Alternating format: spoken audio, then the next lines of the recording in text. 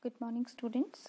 Today we start with a very important and interesting chapter of economics, that is measures of central tendency, under which we are going to study about arithmetic mean. Well, children, before that, let me tell you what is central tendency.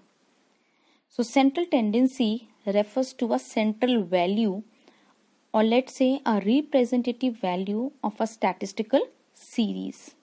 This means that, it becomes very difficult for anyone to understand or remember a large group of raw data. It is not easy. So what happens? Let's say one would like to know the critical value which represents all the items in a series. So such critical value which represent all the items of the series is actually called a central tendency, or you can also say an average value. So children, let's say that measures of central tendency, it refers to all those methods of statistical analysis by which averages of the statistical series are worked out.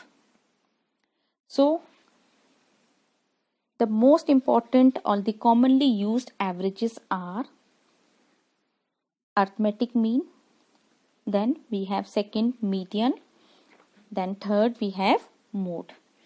So today in this session I am going to explain you what is arithmetic mean. Well children, arithmetic mean is a very simple average of all items in a series. Means it's an average of the total items in a particular series. It is the simplest measure of central tendencies. And to explain you, for example, I've given an example over here, that let's imagine that there are 5 boys who are playing the matches, and they have played the different number of matches. Like I have given you that these 5 boys have played the different number of matches. Let's say the first boy has played 5, second one has played 6, third one has played 7, fourth one has played 8, and fifth one has played 9. So the total number of matches played by all of them is 35. If we add all these, and the number of the boys or the number of people were how many? 5. So to come to an average, what we do, that is what we call a mean. We divide the total number, that is the total number of matches, with the total number of people.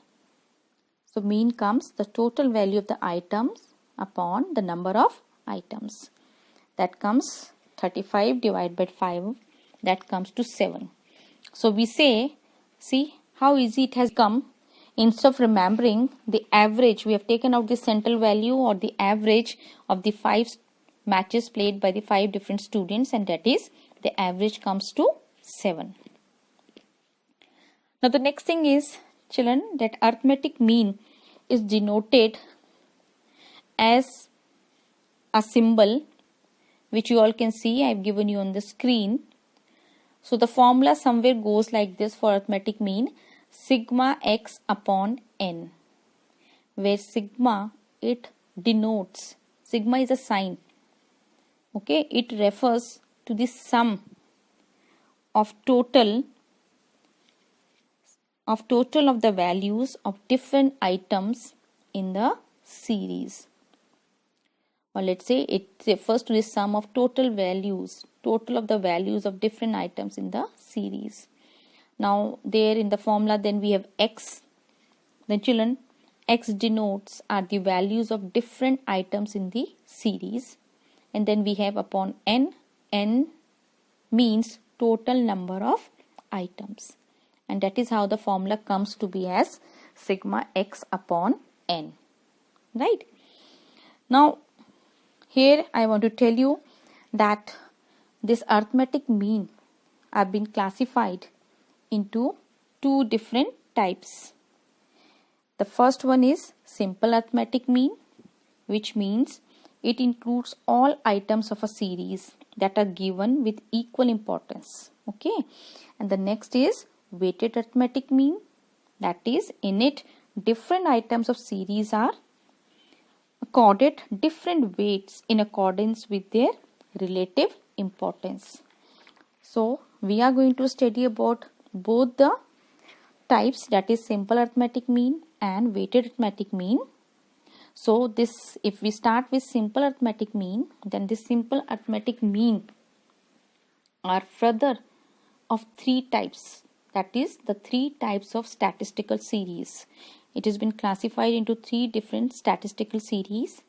The first one is individual series, second one is discrete series, and the third one is frequency distribution series.